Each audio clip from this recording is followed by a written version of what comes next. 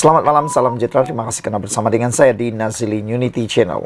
Malam ini satu lagi pendedahan yang pastinya mendukacitakan buat Muhyiddin Yassin, Perikatan Nasional dan Hadi Awang. Ini apabila gelombang hijau yang disangkakan akan merebak ke seluruh Malaysia, yang disangkakan akan merebak di Johor dan merobekkan kerajaan perpaduan pimpinan Anwar Ibrahim, akhirnya tidak ke mana.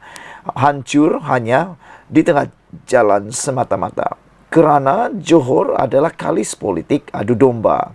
Dipetik daripada Harapan Daily, gelombang hijau gagal, Johor kalis politik adu domba. Kemenangan perpaduan dalam pilihan raya PRK Parlimen Pulai dan Dewan Undangan Negeri Dun Simpang Jeram sekaligus menjadikan cita-cita Perikatan Nasional PN untuk menembusi Johor terbukti tidak berjaya sama sekali. Pengarah Komunikasi Wanita PKR Pusat, Nuraini Nordin berkata, bangsa Johor yang terkenal dengan semangat muafakat cenderung sepakat menolak politik adu domba, ekstremisme dan asyik menyalahkan kerajaan yang cuba dibawa oleh Perikatan Nasional. Meskipun mereka bertungkus lumus untuk mencipta sejarah di Johor melalui dua PRK ini, malah semua pemimpin besarnya juga turun berkempen. Cubaan mereka akhirnya menemui kegagalan. Kegagalan Perikatan Nasional bukan saja bererti suatu kejayaan buat Pakatan Harapan, tetapi ia juga memperlihatkan Johor adalah negeri yang kalis untuk mereka cuba tembusi, katanya menerusi satu kenyataan.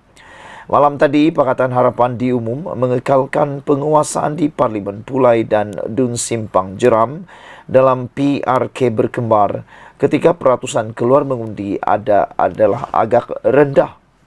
Suhaizat Kayat yang juga bekas Speaker Dewan Undangan Negeri Johor meraih kemenangan di Parlimen Pulai dengan majoriti yang amat besar, iaitu sebanyak 18,641 undi.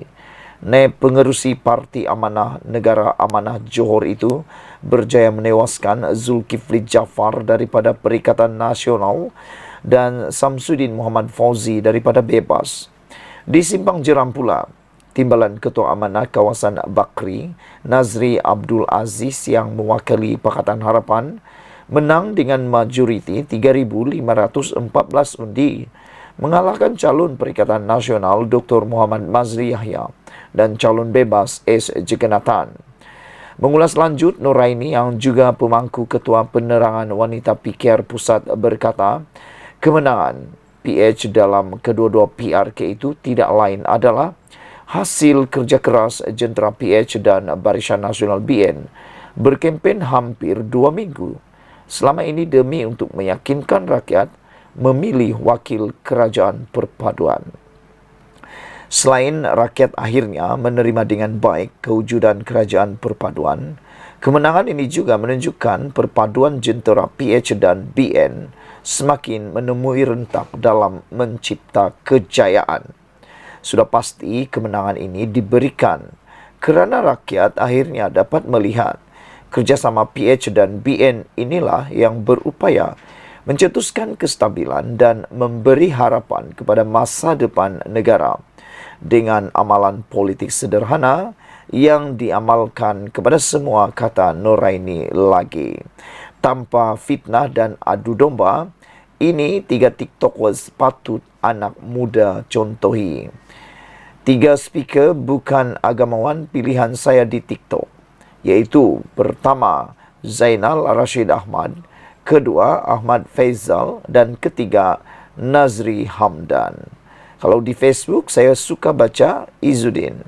Sekian dulu untuk kali ini. Jangan lupa tinggalkan komen anda, sila tekan butang subscribe. Kita jumpa lagi. Bye-bye. Selamat malam, salam sejahtera. Terima kasih kerana bersama dengan saya di Nazilin Unity Channel. Saudara-saudara sekalian, satu lagi pendedahan selepas beberapa jam Perikatan Nasional kalah teruk di Parlimen Pulai dan Simpang Jeram yang tak pernah diberitahu orang, tapi akhirnya anda ketahui.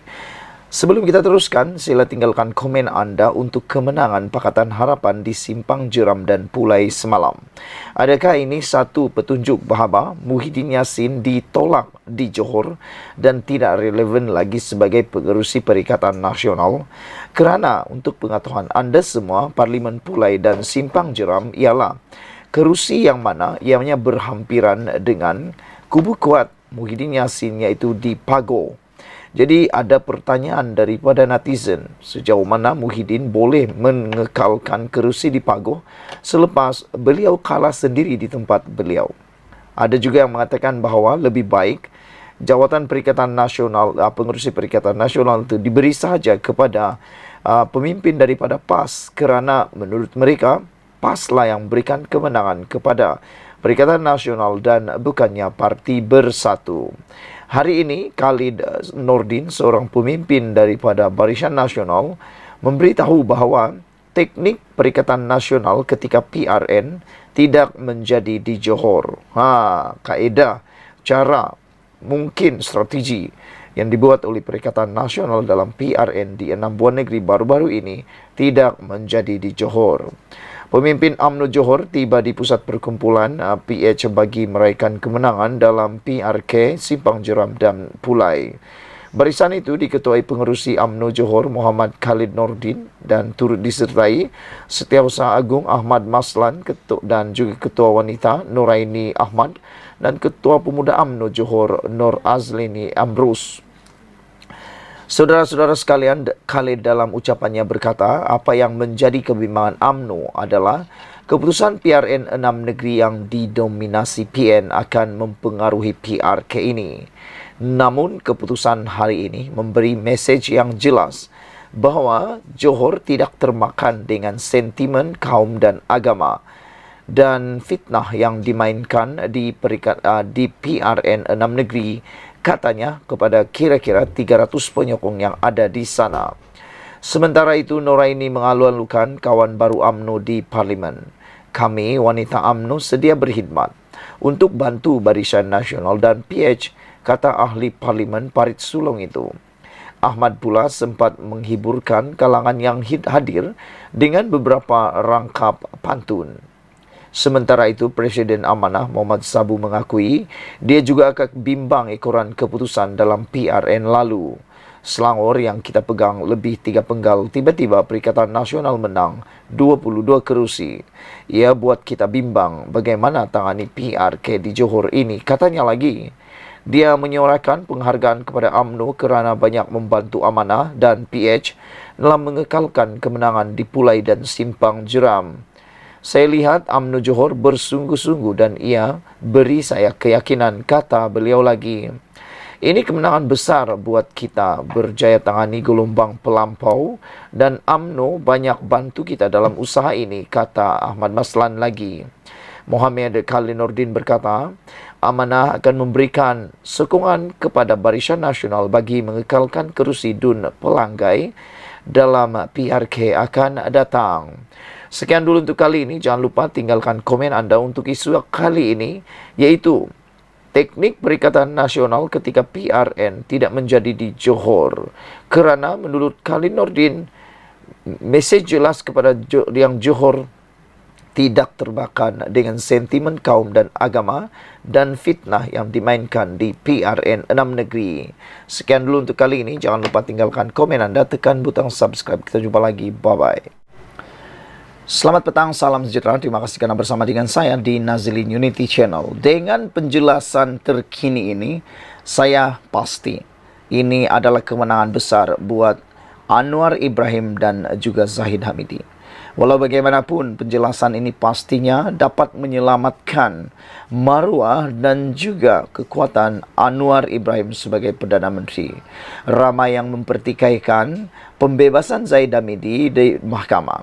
Ada juga yang cuba untuk memalukan Anwar Ibrahim dengan mengatakan kononnya Anwar Ibrahim campur tangan, tetapi telah banyak kali dinafikan bukan saja oleh Anwar Ibrahim, tetapi termasuklah pihak-pihak yang berwajib menafikan penglibatan Anwar Ibrahim. Dan benarlah Keputusan itu tidak ada kena-mengena sama sekali dengan Anwar Ibrahim kerana wujudnya pengasingan kuasa dalam undang-undang dan pentadbiran Malaysia. Hari ini disahkan sekali lagi. Inilah kemenangan terutama bagi Anwar Ibrahim. Kes Mahkamah Zahid Hamidi hanya dihenti sementara untuk siasat bukti baru, kata Peguam Negara.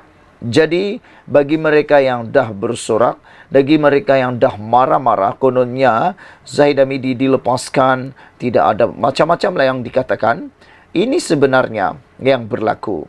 Kes Mahkamah Zahid Hamidi hanya dihenti sementara untuk siasat bukti baru, kata Peguam Negara. Jabatan Peguam Negara dengan bantuan pelbagai pihak, terutama pihak penyiasatan, masih menyiasat ke semua bukti baru berkaitan kes dana Yayasan Akal Budi yang melibatkan Dr. Ahmad Zahid Hamidi.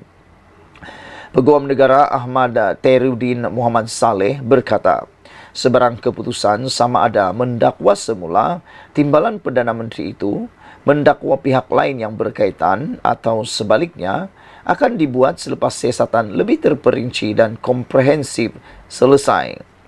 Beliau berkata jabatan itu tidak pernah menggunakan perkataan menarik balik dalam kes melibatkan Ahmad Zahid Hamidi, sebagaimana yang disebut dalam kenyataan Majlis Peguam Malaysia pada Khamis. Dalam hal ini, jabatan ini menafikan sekeras-kerasnya dakwaan tersebut yang antara lain menyatakan bahawa jabatan ini kononnya telah dengan sendirinya mencemarkan reputasi dan kredibilitinya.